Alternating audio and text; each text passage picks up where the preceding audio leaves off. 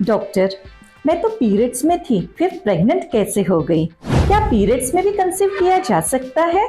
और अगर ब्लीडिंग हो रही है तो क्या ये सेफ है? देखिए, ऐसे सवालों का जवाब सिर्फ हाँ या ना में नहीं दे सकते, क्योंकि इसके पीछे होता है एक लेयर्ड ट्रूथ जिसे समझना हर महिला के लिए जरूरी है। और आज हम उसी लेयर्ड ट्रूथ को खोलेंगे साइंटिफिकली, स्टेप बाय स्टेप। नमस्कार, मैं हूं डॉक्टर प्रीति चौधरी, गायनेकोलॉजिस्ट। अगर आप चैनल पर नए हैं तो चैनल को सब्सक्राइब करें, साथ ही वीडियो अच्छी लगे तो इसे लाइक शेयर जरूर करें। आज के हमारे चर्चा सत्र का पार्ट 1 है पहला मिथ, जो कि है पीरियड का मतलब जीरो रिस्क। जी हाँ, जब ब्लीडिंग हो रही होती है तो हम मान लेते हैं कि यूट्रस खाली हो रहा है, तो प्रेगनेंसी का तो सवाल ही नहीं उठता। लेकिन यही सबसे कॉमन मिथ है। रियलिटी तो ये है कि हर महिला का साइकिल अलग अलग होता है, कुछ का शॉर्ट, कुछ का इरेगुलर और कुछ का अनप्रेडिक्टेबल। और इसमें सबसे अहम रोल निभाता है स्पर्म। आज के हमारे चर्चा सत्र का दूसरा भाग है स्पर्म की सर्वाइवल पावर। जी हाँ, सिर्फ एक बार संबंध बनाने से भी प्रेगनेंसी रुक सकती है, क्योंकि स्पर्म महिला के शरीर में 5 से 7 दिनों तक भी जिंदा रह सकता है। और अगर अब आपने ब्लीडिंग के आखिरी दिनों में रिलेशन बनाया है और ओव्यूलेशन जल्दी हो गया, तो वही स्पर्म एग को फर्टिलाइज कर देगा और हो गई प्रेगनेंसी। आज के हमारे चर्चा सत्र का तीसरा भाग है एक उदाहरण, जो कि है शॉर्ट साइकिल वाली महिला। देखिए, मान लीजिए कि आपके साइकिल 24 डेज की है, तो ओव्यूलेशन होगा डे 9 या फिर डे 10 पर। और अब आपने पीरियड्स के 5वें दिन, जब थोड़ा बहुत ब्लीडिंग था, तब रिलेशन बनाया है, तो स्पर्म 5 दिन तक सरवाइव कर गया। डे 10 को ओव्यूलेशन हुआ, स्पर्म एग से मिला and the result is pregnancy. हमारे आज के चर्चा सत्र का चौथा भाग है डबल ओव्यूलेशन, जो कि एक हिडन रिस्क हो सकती है।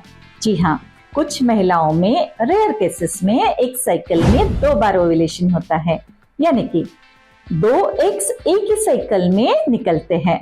तो अब इमेजिन कीजिए कि अगर स्पर्म पहले एग पर फर्टिलाइज नहीं कर पाया, तो वो बॉडी में दूसरे एग का इंतजार करता है। और अगर रिलेशन ब्लीडिंग में ही हो तो भी प्रेगनेंसी के चांसेस अनएक्सपेक्टेडली हाई हो जाते हैं। ये तो सब ठीक है, शॉर्ट साइकिल, डबल ओव्यूलेशन। लेकिन आज के हमारे चर्चा सत्र का 5वां भाग है कि रेगुलर साइकिल में भी रिस्क कैसे। बहुत सी महिलाएं सोचती है कि मेरी साइकिल तो 28 डेज की है, मैं तो बिल्कुल सेफ हूँ। आपकी बात तो बिल्कुल सही है, पर क्या आप जानती है कि स्ट्रेस, ट्रैवल या फिर इमोशनल ट्रॉमा, ये सब ओव्यूलेशन को जल्दी या फिर लेट कर सकते हैं। और अगर आपने ब्लीडिंग के आखिरी दिनों में रिलेशन बनाया है और ओव्यूलेशन थोड़ा जल्दी हो गया, तो yes, again pregnancy is possible. हमारे चर्चा सत्र का 6वां भाग है कुछ मिस्टेक्स, जैसे कि ओव्यूलेशन ब्लीडिंग को ही पीरियड समझना।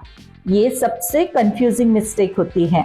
देखिए, ओव्यूलेशन के समय कुछ महिलाओं को 1 से 2 दिनों की हल्की स्पॉटिंग होती है और वो मान लेती है कि ये उनका पीरियड थोड़ा जल्दी आ गया, एंड द रिजल्ट, वो इस समय अनप्रोटेक्टेड रिलेशन कर लेती है, सोचकर कि ये तो सेफ है। बट इन रियलिटी ये टाइम उनका सबसे फर्टाइल विंडो होता है और प्रेगनेंसी का चांस हाईएस्ट होता है इस समय। हमारे आज के चर्चा सत्र का 7वां भाग है सबसे अनप्रेडिक्टेबल खतरा, जो कि है इरेगुलर पीरियड्स। अब बात करते हैं उस कंडीशन की जो सबसे ज्यादा कंफ्यूजन पैदा करती है, इरेगुलर पीरियड्स। अगर आपके पीरियड्स कभी 24 दिन पर आते हैं, कभी 34 दिन पर आते हैं, कभी 5 डेज ब्लीडिंग होती है, तो कभी सिर्फ 2 दिन ब्लीडिंग होती है, तो आपको खुद को भी नहीं पता होता कि ओव्यूलेशन कब होगा। और अब इस अनसर्टेनिटी में रिलेशन रखना, वो भी विदाउट प्रोटेक्शन, मतलब पूरी तरह से गेस वर्क पर डिपेंड करना।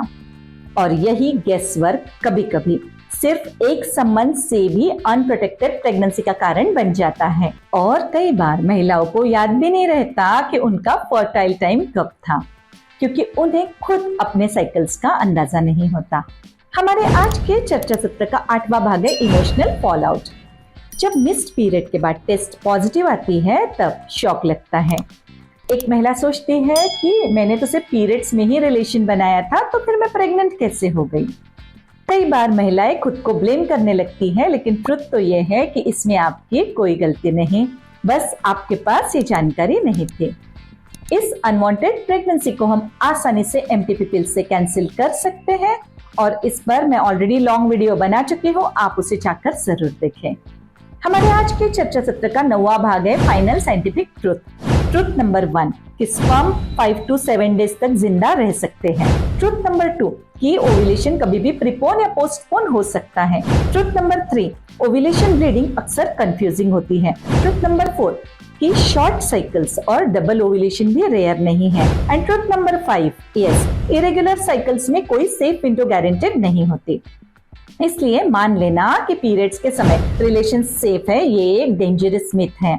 और आज के इस सेशन की मेरी क्लोजिंग लाइन होगी कि हर महिला डिसीजन लेने का हक रखती है, लेकिन आपके डिसीजंस तभी सही होंगे जब आपके पास सही जानकारी होगी। Thank you.